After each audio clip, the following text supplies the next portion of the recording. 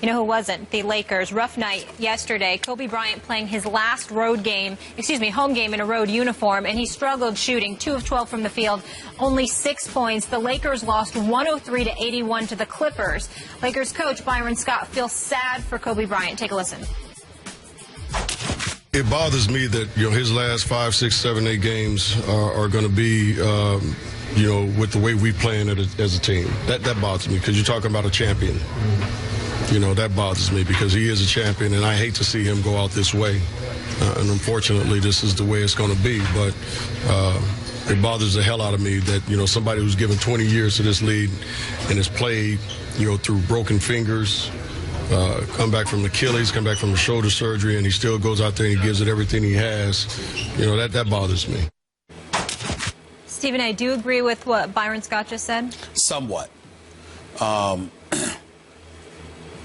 Watching the Lakers, it's just disgraceful. It's awful. And this once proud franchise has become a basketball abomination. They're horrific to watch. They are so lucky they are in California. Because, see, when you're in L.A., there are other things to do other than watch the Lakers. And even if you do go and watch the Lakers, the sunshine, the palm trees, especially what they did downtown with L.A. Live and, everything there. There's Beverly Hills, there's Hollywood, there's a whole bunch of stuff to do. So, again, as awful as they are, you can get over it relatively quickly because you can leave the arena and the stench, the residue of the stench that sticks to you, you can go out in the sunshine. Yeah. And it's all right. You'll get over it. It's fine. But to see Kobe going through this, it hurts. But I also hold him partially responsible. Kobe didn't have to take this. Kobe didn't have to deal with this. And for some reason, he has subjected himself to this atrocity. And somehow, some way, he was convinced that it would come out okay. And maybe for him it does. Because going on the road to these different cities and being applauded and revered and celebrated for the level of greatness you've blessed us with for so many years, that's a good feeling.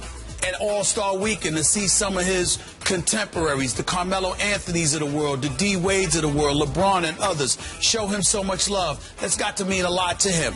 And in no way do I mean to diminish that, because I understand. I can only imagine how important and how surreal and special that must feel. And I get that part. But ultimately, 81 nights out of the year, 82 nights, you got to go out there and play with a Lakers uniform on. They were 21-61 last year. They are 16-61 now. If Jeannie Buss does not fire her brother the second this season is over, fans in Los Angeles should protest. They really should protest. They shouldn't go watch this team play. They shouldn't go and support this product because there's no excuse for the level of ineptitude that exists. Byron Scott is basically indicting some of the younger guys because of how hard they choose not to play. He's somewhat culpable for it. Byron Scott is meant to be a coach for a veteran roster. He is not meant to coach young guys, all right? We get that part. But why was he hired to begin with?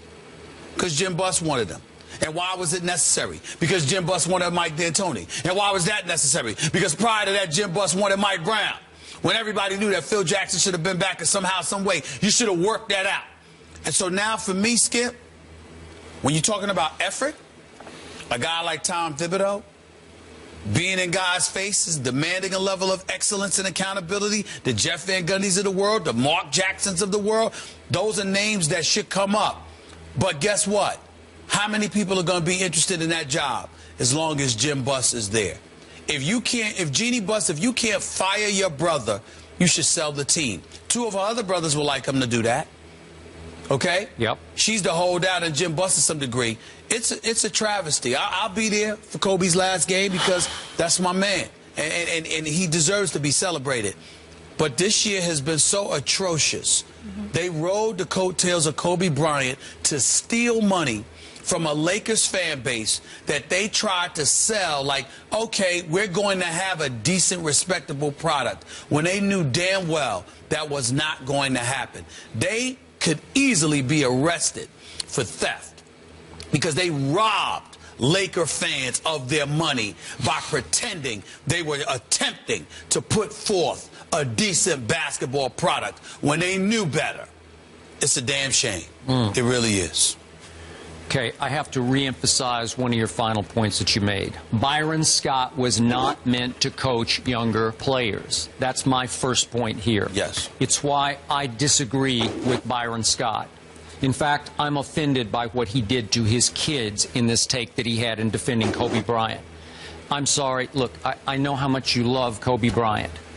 I think you know how much I mightily respect the legacy of Kobe Bryant. I've told you repeatedly all through this endless basketball season for the Los Angeles Lakers and Kobe how much it has hurt my eyes to have to watch him perform at this shell of himself level that he's winding down as. I can't watch it anymore. I don't watch it anymore. And I'm going to reiterate these stats just to drive this home. Okay. Kobe Bryant is dead last in the NBA in field goal percentage. Of 118 qualified players, he's 35.4%.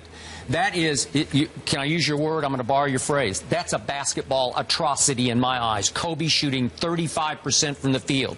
Kobe Bryant from the three-point line is 28.2%. That's dead last of 106 qualified players. That is a basketball atrocity from my eyes to watch, and I don't watch it anymore. Kobe Bryant has missed 295 three-point shots. Meanwhile, Kobe Bryant on his Lakers team averages by far the most shots per game, 16.3, which is exactly what Kyrie Irving is averaging in Cleveland, 16.3 shot attempts per game.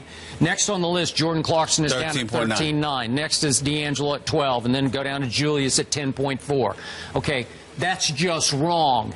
And the problem with it is, as I keep saying, Kobe is like a solo globetrotter, except he's not playing against the Washington Generals. They're his teammates. I feel sorry for the kids having to play with him because every night is just a Kobe exhibition. Last night against the Clippers, he goes 2 for 12, 0 for 2 from 3. I mean, it's impossible to watch because I don't even think the people who love him on the other teams play that hard a defense on him anymore. It's just like, go ahead and shoot. They're kind of hoping it goes in because there's no threat they're going to lose to the Lakers, although the Lakers did beat Golden State, obviously. I'll acknowledge that it hurts me to say this, but Skip Bayless, I think that you're misconstruing what I'm saying. I'm not disagreeing with you. It is hard to watch Kobe. It is hard to watch Kobe this year. It is atrocious what his shooting percentage has been. He's, 35.4%, but he's 28.2% from three-point range. It's not the Kobe Bryant that we all know and love. It's horrible. There's no doubt about that, okay?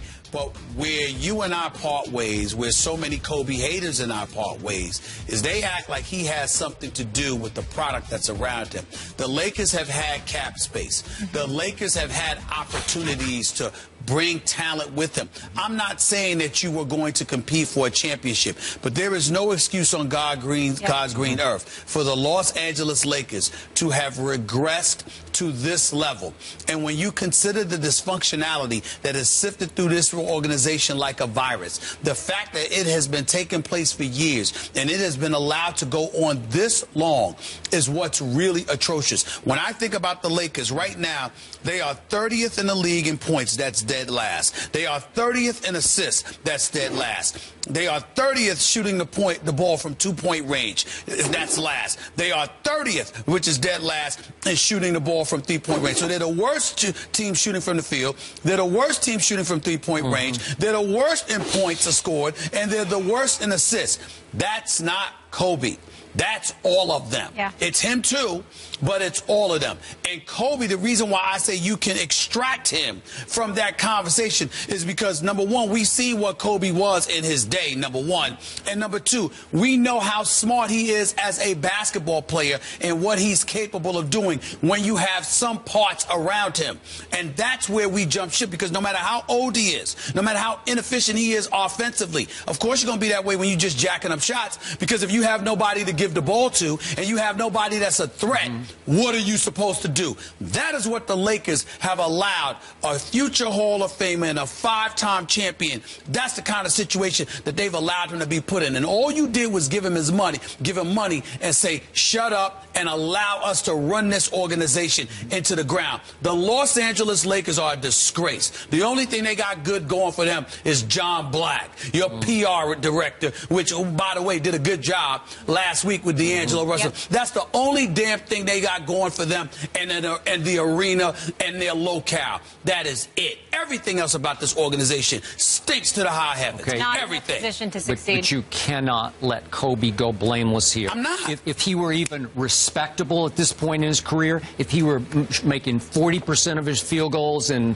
35% of his three-point shots, at least we'd be saying, well, at least Kobe's going out on a fairly high note, and he's not. Yeah, but what I'm saying to you, Skip, I'm sorry we're going on too long, but this is necessary. The point of the matter is, Skip, when you're old and Father Time has caught up to you, you know this coming into the season. You knew this coming in before, but this is what you surround him with. I'm not absolving him in terms of how he's looked. How he has looked, you're absolutely right. But, Skip, how would Tim Duncan look if Popovich and R.C. Buford and Peter Holt didn't take care of him by surrounding him with the requisite parts, but he still had to go out there and play? How would Tim Duncan look? How would anybody look at that age? Real quick, I know we're out of time. Yeah. Tim Duncan is playing at a very I know that. That's not what I mean. Okay. I'm talking about if he had to carry the load because of what's around him. Look what John Elway did for Peyton, that kind of idea. Yes. Yeah.